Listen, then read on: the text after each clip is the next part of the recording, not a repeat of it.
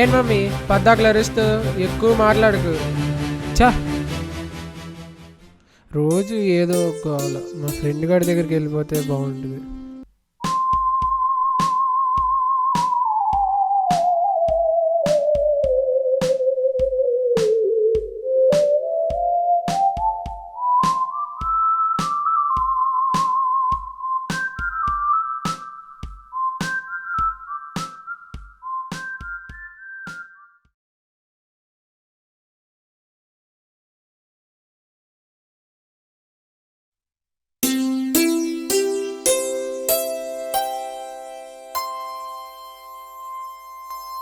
ఇంతకీ వీడున్నాడో లేదో.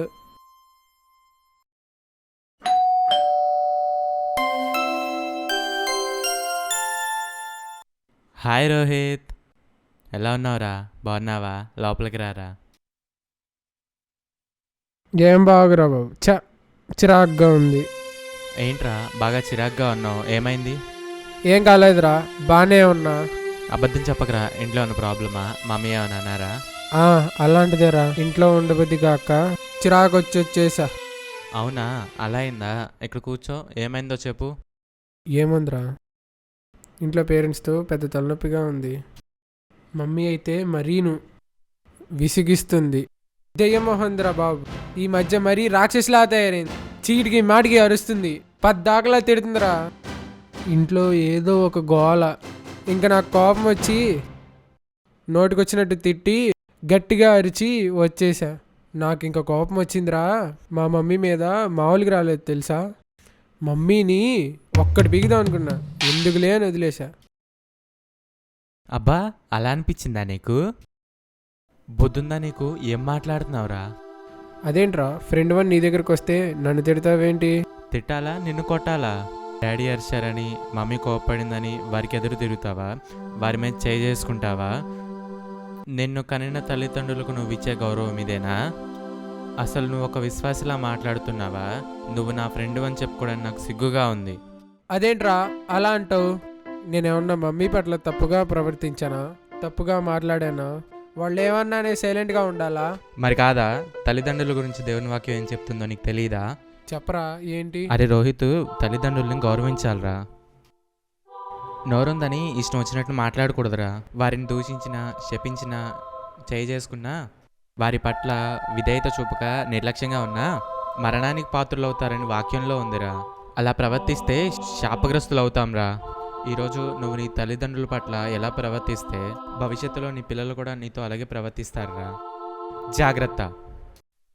వాక్యం ఏం చెప్తుందో తెలుసా? నువ్వే కొలత కొలుస్తావో ఆ కొలతే నీకు కూడా కొలవబడుతుంది. అర్థమైందా? అర్థమైందిరా. సరేరా, ఇంటికి వెళ్ళు, మమ్మీ బాధపడుతూ ఉంటారు.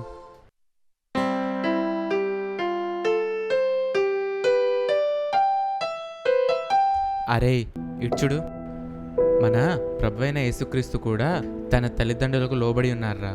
విధేయత గల కుమారునిగా మంచి సాక్ష్యాన్ని సంపాదించుకున్నారా. ఆయన వారి మీద ఎప్పుడు తిరగబడలేదురా, వారిని అగౌరవపరచలేదురా. అరే రోహిత్, నీకో మాట చెప్పనా? నీ తల్లిదండ్రులకు లక్షలు సంపాదించకపోయినా పర్లేదు, వారు బ్రతికినంత కాలం వారి కంట్లో కన్నీరు రాకుండా, వారు వయసు పెరుగుతున్న కొద్దీ వారి మనసు బాధపడకుండా ఉంటే చాలురా. ఇంతకు మించి వారు నీ దగ్గర నుంచి ఏది ఆశించర్రా. అర్థమైందా? అర్థమైందిరా. సరేరా, ఇంటికి వెళ్ళు, మమ్మీ బాధపడుతూ ఉంటారు. ఇంకోసారి ఎప్పుడు ఇలా చేయనని సారీ చెప్పు, సరేనా? అర్థమైందా? సరేరా, చాలా థ్యాంక్స్ రా. దేనికిరా థ్యాంక్స్? ఇంతసేపు క్లాస్ పీకినందుకా?